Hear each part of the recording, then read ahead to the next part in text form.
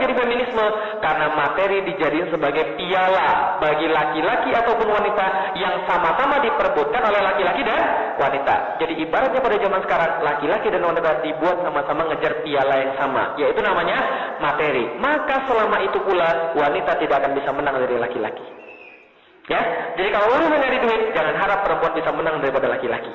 Kalau urusan logika, jangan harap perempuan bisa menang daripada laki-laki. Kalau kemudian nyari materi, jangan harap perempuan bisa menang dari laki-laki. Oh enggak Ustaz, sekarang udah banyak perempuan jadi CEO. Betul banyak perempuan jadi CEO? Banyak. Dan apa yang terjadi pada perempuan yang jadi CEO tahu?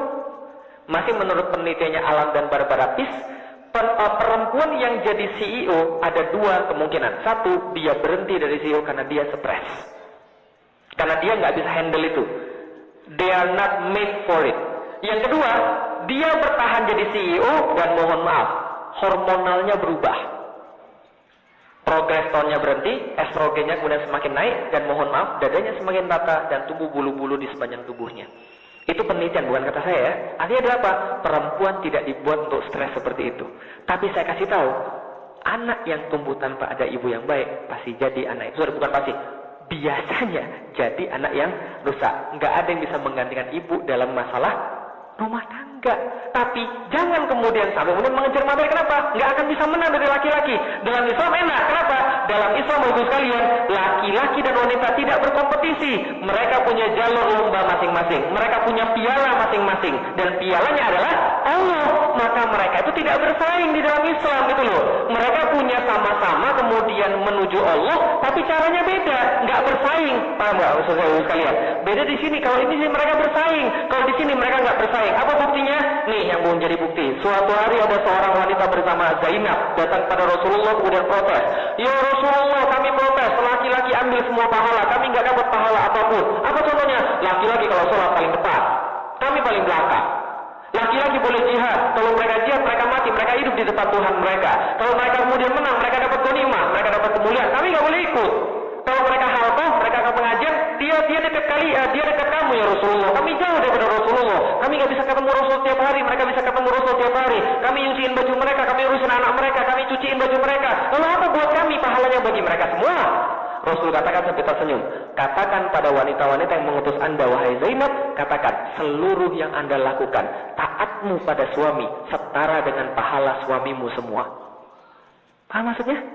Jadi tugas wanita itu apa? Membuat bapak-bapaknya beribadah secara total bagi Allah, karena setiap pahala bapak-bapak itu khidmat ibu-ibu sekalian.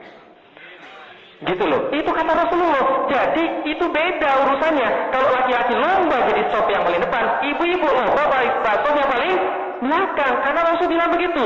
Sebaik-baik sop bagi laki-laki adalah sop yang paling depan, dan sebaik-baik sop bagi perempuan adalah sop yang paling belakang. Berarti ibu rebutannya sop yang paling belakang, bukan sop yang paling depan.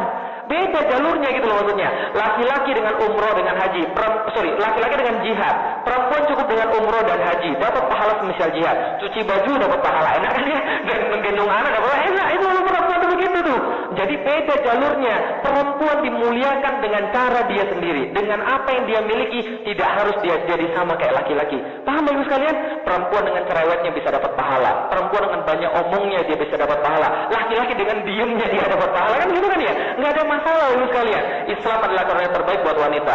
Allah berkata Rasul berkata dalam salah satu hadisnya, barang siapa diamanati Allah seorang putri, bila mati tidak ditangisi, bila hidup dididik dengan baik, maka dia dapat jaminan surga. Tapi hadis begini nggak ada pada laki-laki. Bukan ya? Nggak ada hadis siapa dikasih anak laki-laki, dia mati tidak ditangisi, nggak ada. Yang ada anak perempuan. Bahkan dalam hadis yang lain dikatakan, siapa yang punya dua anak perempuan lalu kemudian meninggal dan kemudian dia tidak ditangisi dan diikhlaskan, maka dua anak perempuan itu menjamin ibu dan bapaknya pergi ke surga. Nggak ada kan hadis tentang anak laki-laki kan ya? Yang ada hadis tentang anak perempuan. Gitu loh maksudnya. Apa yang bisa kita lihat nih? Wahai Rasulullah, siapa di antara manusia yang harus aku taati? Ibumu yang paling harus kamu taati. Lalu setelah ibuku siapa lagi ya Rasulullah? Ibumu. Lalu setelah ibuku siapa lagi ya Rasulullah? Ibumu. Setelah itu siapa lagi? Barulah bapakmu. Berarti ibu disebut berapa kali? 3 kali, bapak cuma sekali. Ini yang menjadi dasar ketika ibu dan bapak manggil, tatkala kemudian mereka manggil pada kita, yang harus dijawab duluan adalah ibu. Karena kenapa? Karena ibu disebutkan 3 kali daripada bapak. Artinya apa? Ibu punya porsi 3/4 daripada bapak. Artinya adalah apa? Kalau anak itu berbuat baik, maka ibu dapat 3/4 pahalanya. Kalau berbuat jahat, ibu dapat